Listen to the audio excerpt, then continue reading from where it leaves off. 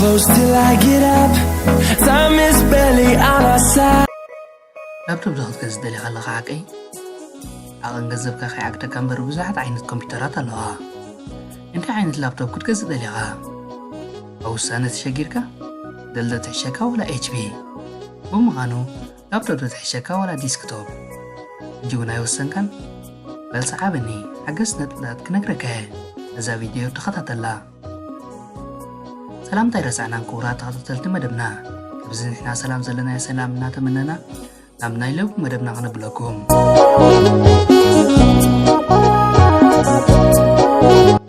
عفشاو مسرته وين كمبيوتر ناخد جزء لي خير قاعدات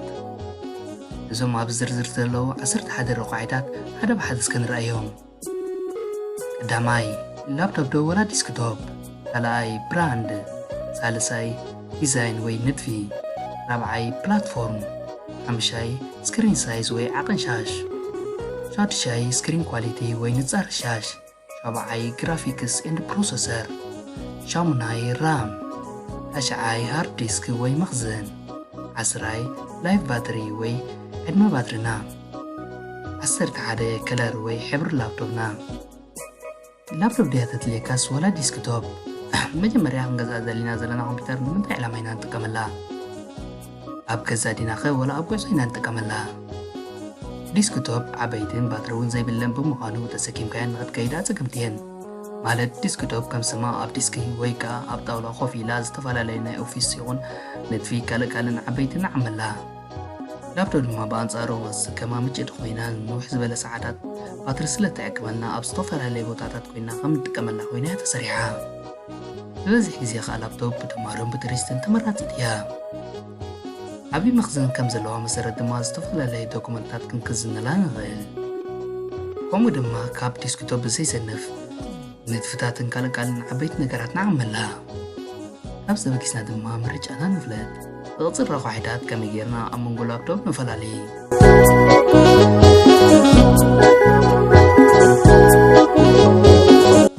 لابتوب نغتفلي غصر رقاعي برانديو أبز حسبات كم سمعكو HP انصبات وي دالي حشكا كبلو سمع اللغو إذا كان حقنا دالوديو ركز أيفالي ملسي أب عالم استفال لي كومباينتات لابتوب زفريو اللو قل قباتهم HP, Dell, Toshiba, Lenovo, Asus, Acer, Apple وزترفه إذن كمباينتات ولاكها وقر في اللي انت هلون اللابتوبات كن بس سلني بزاح سلسق أي براند كما فعلا لي نتبي زي رأيني زخو نسب بباريو تزبلو سلزلو كن أنا خمسة بي دل دسيب لني إذا خبلكم كاللغو دل فتو أمبر دل زبلت سلزقون يكونن تنقلوا ون لناتن بلج اللوان أتي مفعل لي رقاحس كاب حجي يجمر ثالثاي ديزاين اوف لابتوب ندفي أمز بلعلك اللي سيزلوغو عم جنزب كغاي حسرة كامبر استفعل لي بعدن استفعل لي ديزاين زلون لابتوب ينزلوها مالت قال تنابع لتاوي هيوتنا انري نورمال خونا خلوها قال دما اتي شاشناتن مالت سكرين كم تاج كويني قلقل إذن حين اللابتوب أو عبيتنا ينتفو ويون فوتو اندي فيديو ايديتين تمرس ليخونا قال اللابتوبون غليلو خايد زفا خمس خلا خوينان اتي أب كل تستفال اللي كازات سانحي سكرين كيبورد انتا عاتفون أب حدا قزب ممزا كم تابلت كوينان يقلقلانا إذن اللابتوب زين دما كم كونتاتو كم تابلتين كم لابتوبين كوينان يقلقلانا إذن اللابتوب زين الفيديو كم تمركز ديان بزعبا ديزاين ناي لابتوب كاب تزاربنا جن رسعة زي كبون كيبوردن تاجبان ناي تا لابتوب كنا سوع لي كبا معناتو أو غيناينا غنصرح كنوعل باجت كاهم تزوال كو خاطر تغينا كن نزار قاعزي أنترا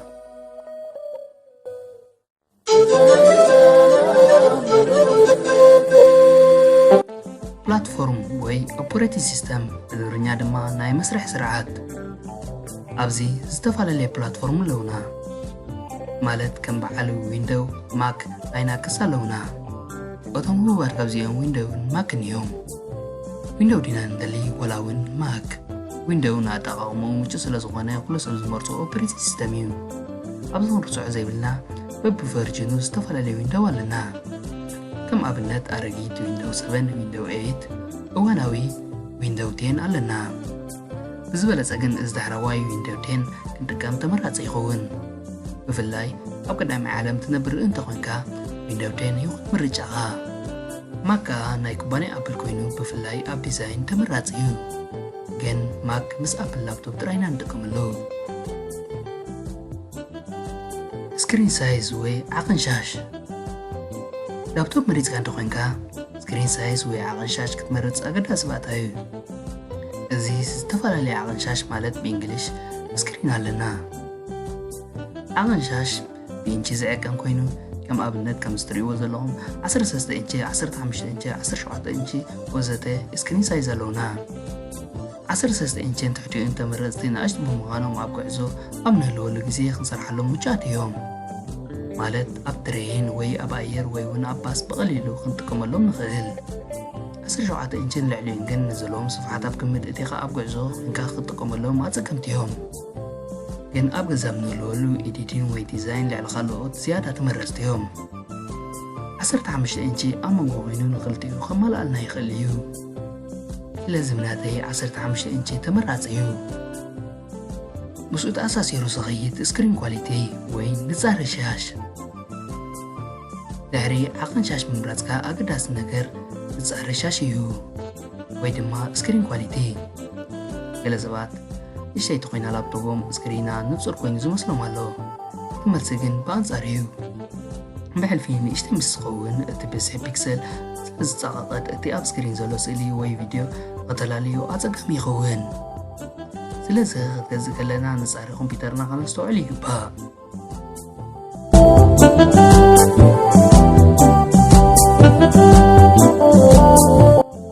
ግራፊክስ ፕሮሰሰር CPU ሓንጎል ኮምፒተር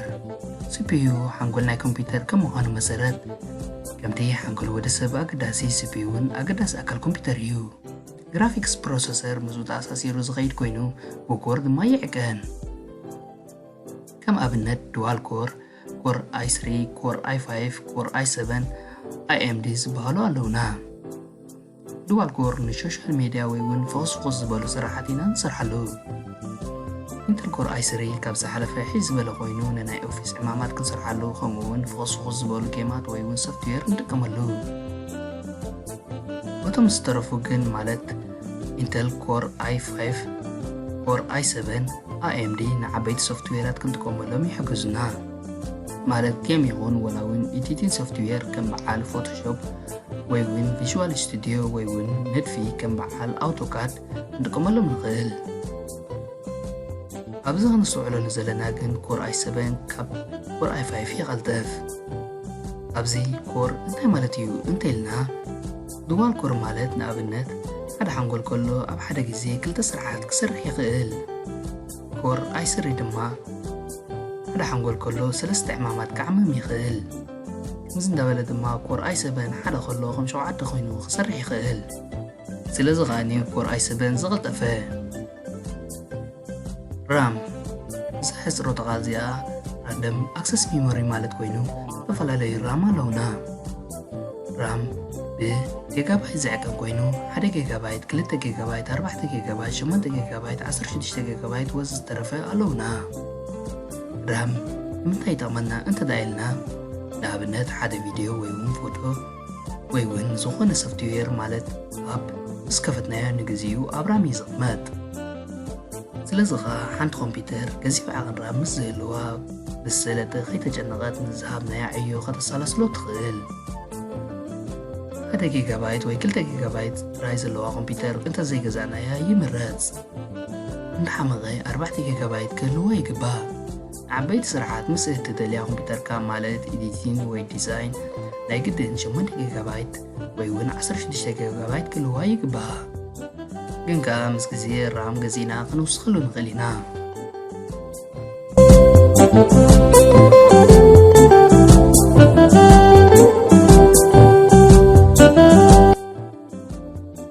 ሃርድ ዲስክ መኽዘን ኣብዚ ክልተ ዓይነት ሃርድ ዲስክ ኣለውና ንሶም ድማ ሃርድ ዲስክ ድራይቨር ማለት ሕፅሮ ተቓል HDD ካልኣይ ድማ ሶሊድ ስቴት ድራይቨር ማለት ብሕፅረተ ቃል SSD ዝበሃሉ ኣለውና። ሃርድ ዲስክ ድራይቨር ማለት HDD መኽዘን ዶክመንትና ኮይኑ ከም CD ከቢብ ቅርፂ ዘለዎ ኮይኑ ኣብ ኩለን ናይ ቀደም ኮምፒተራት ድማ ንረኽቦ። ፍጥነቱ እውን ዝሕል ዝበለ እዩ። ሶሊድ ስቴት ድራይቨር ማለት SSD እዚ እውን መኽዘን ኮይኑ ልክዕ ከም ሞባይል ሜሞሪ ቅርፂ ዘለዎ ኮይኑ ፍጥነቱ እውን ካብ HDD ይቕልጠፍ። ከም ኣብነት ሓንቲ ኮምፒተር HDD እንተለዋ እታ ኮምፒተር ክትከፈት እንከላ ክትከፈት ግዜ ትወስድ። ብኣንጻሩ ግን SSD ምስ ዘለዋ ግን ኣብ ሓፂር ደቂቕ ትኽፈት። ብመጠን ድማ SSD ዘለዋ ኮምፒተር ካብ HDD ዘለዋ ኮምፒተር ኣዝዩ ይኽበር። ንኣብነት 1 ቴራባይት ማለት 1000 ጂጋባይት HDD ዘለዋ ኮምፒተር ማዕረ 100 ጂጋባይት SSD ዘለዋ ኮምፒተር ይወቃ። ስለዚ ከዓ SSD ዘለዋ ኮምፒተር ተመራፂ ትኸውን።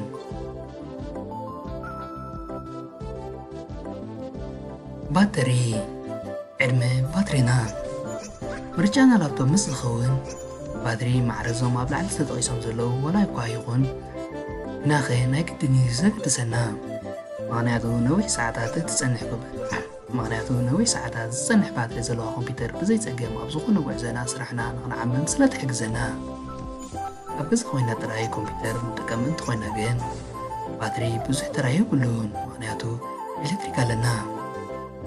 ባትሪ ብሰዓታት ዝፈላለ ኮይኑ ናይ 2 ሰዓት፣ ናይ 4 ሰዓት፣ 5 ሰዓት፣ 6 ሰዓት፣ 7 ሰዓት፣ 10 ሰዓት ከምኡ እናለ ንላዕሊ ይቕፅል። ኣብ መወዳእታ ከለር ወይ ሕብሪ ላፕቶፕና ኣብ መወዳእታ ኩሉ ምስ መረፅካ ዓይንኸ እንታይ ድራራ ከምቲ ፅቡቅ ማኪና ፅቡቅ ገዛ ክህልወካ ትደሊ ፅቡቅ ላፕቶፕ እንታይ ከይትብለካ ሲልቨር ትሕሸካ ወላ ፀላም፣ ፃዕዳ ትሕሸካ ሮዝ፣ ቀያሕ ትሕሸካ ወላ ሰማያዊ ባስ ዝበለካ ሕብሪ ምረፅ።